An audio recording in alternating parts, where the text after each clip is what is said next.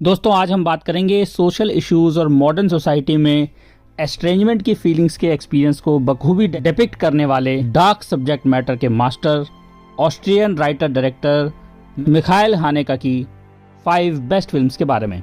Number 5 पे है 2001 में आई द पियानो टीचर। अब तक के सबसे हैरोइंग कैरेक्टर स्टडीज में से एक। पियानो टीचर एक औरत की कहानी बताती है जो म्यूजिक प्रोफेसर है।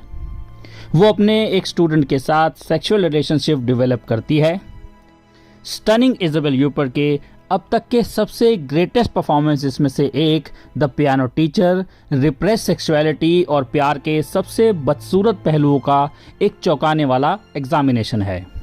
एरिका एक ऐसी औरत है जो अपने आप को देखने से डरती है और एक उदासीन डिमीनर रखती है जो उसकी अंदर की वल्गैरिटीज को छुपाती है।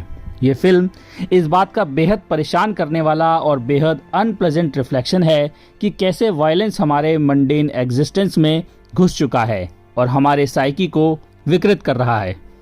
चौथी फिल्म है 2009 में आई द वाइट रिबन।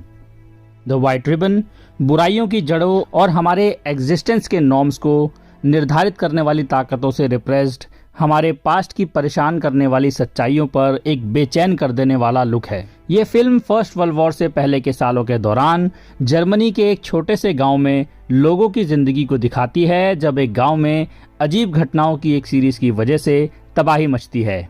जैसा कि हम जानते हैं, हानेका हमेशा हमें क्लियर आंसर्स देने से कतराते हैं। हानेका कैमरे के जरिए इन लोगों को ऑब्जर्व करते हैं, उनकी आंखों में देखते हैं बिना किसी जजमेंट के। उनकी गेज आपको उन कैरेक्टर्स में डूबने देती है और आपको उन रीजंस और मोटिव्स पर विचार करने के लिए छोड़ देती है जो लोगों को वायलेंस के इन गंभीर ह्यूमन एक्ट्स को करने के लिए एनकरेज करते हैं। द वाइट रिबन आर्ट का एक अद्भुत नमूना है जो आपको पास्ट की जमी हुई रियलिटीज और दबी हुई यादों से इंट्रोड्यूस कराता है। तीसरी फिल्म है 2012 में आई अमोर। हानेका की ऑस्कर विनिंग फिल्म अमोर यकीनन उनकी अब तक की सबसे एक्सेसिबल फिल्म है और आपके अब तक के सबसे इमोशनली ड्रेनिंग सिनेमैटिक एक्सपीरियंस में से एक है। अमोर पेरिस में अपने आइसोलेटेड अपार्टमेंट में रहने वाले एक बुजुर्ग कपल की सिंपल कहानी बताती है। पत्नी स्ट्रोक से सफर कर रही है और पति उसकी देखभाल के लिए अकेला रह गया है। इतना सिंपल प्लॉट आसानी से एक और काल्पनिक और एक्सेसिवली सेंटिमेंटल मेलोड्रामा में बदल सकता था, लेकिन हानेका ने फिल्म में कपल की दुर्दशा से निपटने के लिए ज्यादा ऑब्जेक्टिव अप्रोच को अपनाया। हानेका यहाँ भी सिर्फ कैरेक्टर्स को ऑब्जर्व करते हैं, बुढ़ापे की फिजिकल डिफिकल्टीज को देखते हैं, किसी बिलवड के इमोशनल और फिजिकल डिके को देखने के दर्द को समझाते हैं। हम इस उम्र में ये दावा नहीं कर सकते कि हम इस फिल्म से बिल्कुल मूव्ड हुए, क्योंकि हम बुढ़ापे और बीमारी की दर्दनाक रियलिटी से खुद को जोड़कर नहीं देख सकते थे, लेकिन हानेका ने हमें इस पर गौर करने के लिए मजबूर किया। पर सबको पता है कि हमारा भी एक दिन आएगा जब हम पेन और मौत की इस रियलिटी से रूबरू होंगे। दूसरी फिल्म है 1989 में आई द सेवेंथ कॉन्टिनेंट। अब तक की सबसे मैच्योर कॉन्फिडेंस से भरी पहली फिल्म में माइकल हानेका बर्गोज आइसोलेशन की डिस्टर्ब साइकी पर रोशनी डालते हैं। द सेवेंथ कॉन्टिनेंट एक ऑस्ट्रियन अपर क्लास फैमिली की इमोशनल मेल्टडाउन को दर्शाता है जो मंडेन और आइसोलेशन की साइकिल से बर्बाद हो गया है।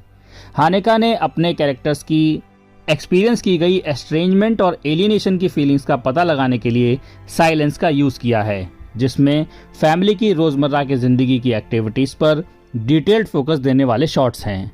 द सेवेंथ कॉन्टिनेंट ऐसी प्योर हॉरर फिल्म है जो आपको इस तरह से फंसाती है, परेशान करती है, डराती है कि किसी लिटिल हॉरर फिल्म की फैंसी जंप आपको उस तरह से कभी डरा ही नहीं सकती।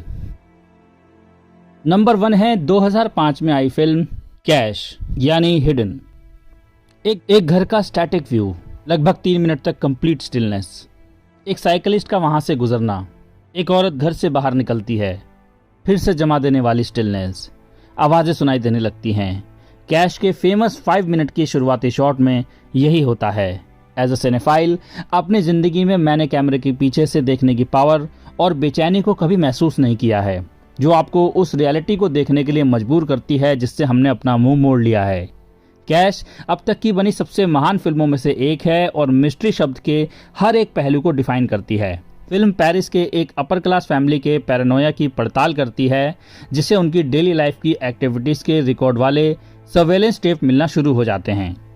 पहले से ही उजाड़ और सेक्लूड फैमिली में मौजूद शांति के टुकड़े हमेशा के लिए बिखर जाते हैं, क्योंकि पति को अपने विश्वासघाती पास्ट के हॉन्टिंग एपिसोड्स याद आते हैं, जिनके टेप से कुछ कनेक्शन हो सकते हैं। कैश एक ऐसी फिल्म है जो सिनेमा की पावर को फिर से डिफाइन करती है, जो आपको खुद को एक सिनेफाइल कहने में गर्व महसूस करवाती है।